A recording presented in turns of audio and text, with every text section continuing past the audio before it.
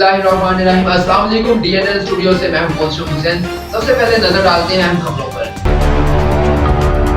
Karachi अल-ज़हरा help foundation के general secretary Mohammad आफाक सिद्दीकी ने media से गुफ्तगू करते हुए कहा कि इस महंगाई और सर्दियों के मौसम में गरीब और मुस्ताहिकीन को 2 वक्त का खाना और गर्म मलबूसात लेना मुश्किल पड़ता है। इसी सोच को आगे बढ़ाते हुए अल-ज़हरा हेल्प फाउंडेशन के जनरल सेक्रेटरी मोहम्मद आफाक सिद्दीकी ने काम का बेड़ा उठाया और सर्दियों के इस मौसम में गर्म मलबूसात की तकसीम मुहिम को जारी रखने का कहा और साथ में तमाम फलाही इदारों से ये भी कहा कि तेजी से बढ़ती हुई महंगाई के इस दौर में और सर्दी के मौसम में गरीब और नादार लोगों का ख्याल भी रखा जाए ताकि उन्हें 2 वक्त की रोटी और गर्म मलबूसात मुयस्सर आ सकें। और आखिर में मोहम्मद आफाक सिद्दीकी ने DNN न्यूज़ का शुक्रिया भी अदा किया। Report Riazur Rahman Qureshi, DNN news, Karachi.